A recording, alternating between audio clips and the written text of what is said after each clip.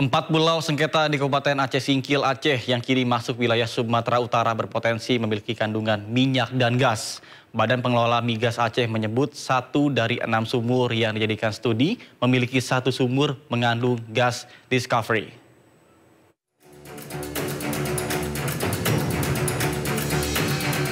Keempat pulau yang menjadi sengketa antara Aceh dan Sumatera Utara tersebut berada di wilayah kerja offshore West Aceh atau OSWA. Namun hingga kini belum tersedia data seismik yang cukup mendukung proses evaluasi potensi migas secara menyeluruh. Secara umum, keempat pulau yang dicaplok Sumatera Utara di Kabupaten Singkil tersebut berdekatan dengan wilayah kerja OSWA Kabupaten Tapanuli Tengah. Deputi Perencanaan Badan Pengelola Migas Aceh, Edi Kurniawan menyebutkan potensi migas di Laut Singkil berada di sekitar 40 km dari pulau yang diperbincangkan saat ini. Ada 6 sumur di daerah itu yang mereka jadikan studi ditambah dengan seismik land yang bisa kita akses di MDR di websitenya Kementerian itu Migas Data Repository. Dari 6 sumur yang mereka tampilkan ini memang ada 1 sumur yang sangat menarik ya. Sumur ini namanya Singkil 1. Itu dia discovery, gas discovery dengan average gasnya dari 2 sampai 9 mmSCF sudah pernah dites ya. Cuma ini sumur kan tahun 1973 dan berjarak sekitar 30 sampai 40 km dari pulau yang diperbincangkan ini. Memang di pulau ini sendiri kita nggak punya data sumur.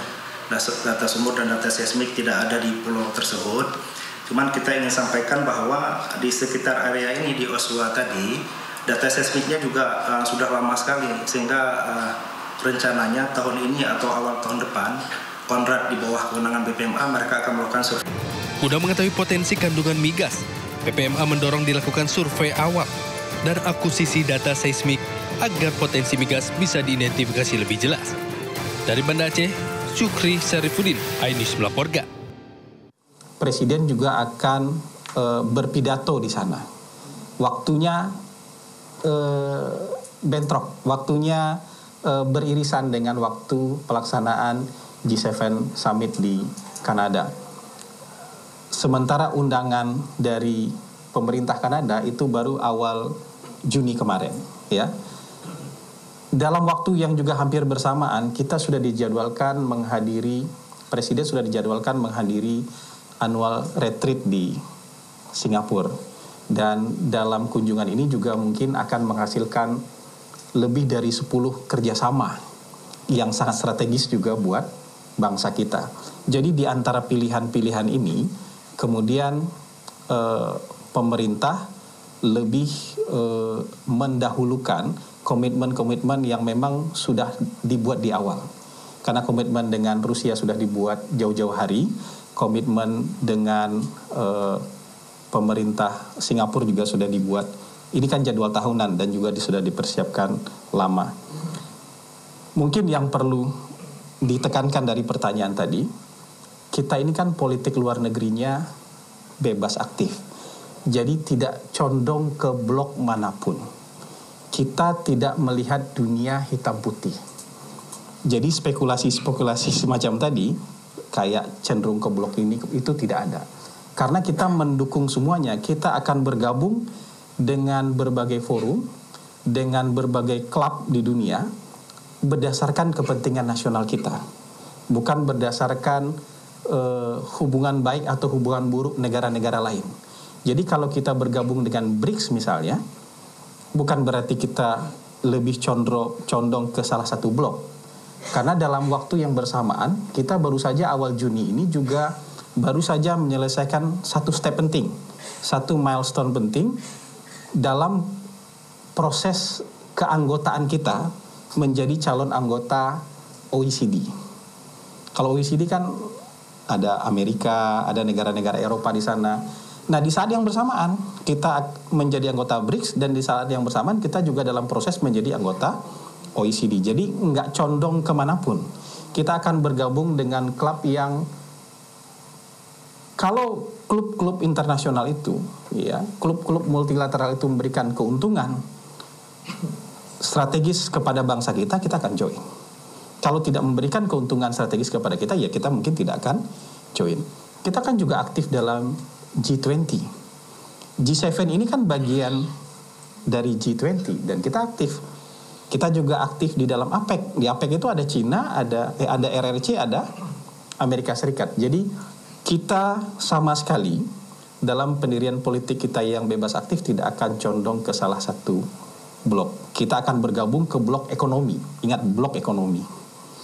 Kita nggak akan masuk ke dalam blok militer, blok pertahanan. Kita masuk dalam blok ekonomi selama itu menguntungkan buat bangsa kita. Jadi kira-kira itu. Jadi spekulasi kayak tadi harusnya ya kita taruh jauh-jauh lah dari pendirian politik luar negeri negara kita. Silakan lanjut. Nanti ya, supaya lebih dulu. Ada lagi yang mau bertanya? Saya tanya, potensi gas alam di Papua itu bagaimana? Kita belum punya informasi soal itu. Itu kan perlu ada riset, perlu ada data. Selama ini kita belum punya informasi dan data soal itu. Kayak dengan ada bentuk hadiah dari Pak Jokowi dari Pak Tito, bagaimana perasaan dari kita? Nah, spekulasi yang mungkin tidak perlu dijawab itu ya. Baik, ya. Ya, silakan yang lain. Mau follow up soal yang tadi 4 pulau itu, mau menegaskan saja intinya berarti presiden setelah nanti mengambil alih masalah 4 pulau itu, apakah nanti akan mengeluarkan output berupa impreskah, kepreskah sebatas imbauan atau gimana bentuknya? Yang jelas keputusan presiden nanti harus diterima oleh semua pihak. Ya, bentuknya tentu dalam peraturan yang mengikat soal batas wilayah. Jadi bukan impres, bukan perpres, tapi peraturan yang mengikat soal batas wilayah. Gitu. Ya. Tadi Mas sudah ya. Terkait posisi Indonesia melihat perang antara Iran dan Israel saat ini seperti apa, Pak? Gini, teman-teman.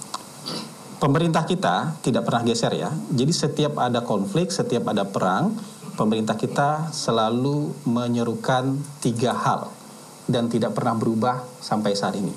Presiden Prabowo selalu menyerukan 3 hal. Pertama, pemerintah kita mengecam segala bentuk agresi, penyerangan ya terhadap negara lain. Yang kedua, Presiden Prabowo selalu mendorong terciptanya deeskalasi konflik atau sesegera mungkin melaksanakan gencatan senjata. Yang ketiga, pemerintah melalui Presiden Prabowo itu selalu menyerukan penyelesaian konflik melalui jalur diplomasi dan hukum internasional. Jadi dimanapun terjadi konflik, dimanapun terjadi agresi militer, dimanapun terjadi invasi, maka pemerintah kita secara konsisten menyerukan 3 hal ini. Saya ulangi, pertama mengecam terjadinya penyerangan, ya. Yang kedua mendorong deeskalasi dan gencatan senjata sesegera mungkin. Ketiga, penyelesaiannya melalui jalur diplomatik dan hukum internasional, termasuk dalam soal Israel dan Iran. Jadi nggak akan kemana-mana. Jadi kita akan selalu dalam posisi yang seperti itu. Baik, satu pertanyaan terakhir. Silakan. Iya. Pak Hasan, saya Andira dari C2A melanjutkan yang tadi. Apakah sudah ada strategi dari pemerintah mengingat dengan konflik Iran-Israel ini juga bisa mempengaruhi harga minyak dunia? Terus yang kedua terkait statement Menteri Kebudayaan Pak Fadlizon terkait tidak ada bukti soal perkosaan massal di tahun 1998, bagaimana tanggapan dari Pak? Ini satu pertanyaan ya, silakan. Iya, begini. Dalam konteks hal yang tadi sama saja ya. Kalau yang pertanyaan pertama saya, dalam konteks hal yang sedang disusun oleh Kementerian Kebudayaan, mari kita sama-sama beri waktu para sejarawan untuk menuliskan. Ini kan sekarang semua dalam proses. Dan dalam proses ini terlalu banyak spekulasi-spekulasi yang menyatakan ini tidak ada, ini ada. Coba kita biarkan para sejarawan ini menuliskan ini. Dan untuk nanti kita pantau, kita pelototi, kita periksa bareng-bareng. Toh yang menulis ini adalah para sejarawan yang juga kredibel, punya kredibilitas tinggi, dan mereka tentu tidak akan mengorbankan kredibilitas mereka ya untuk hal-hal yang tidak perlu.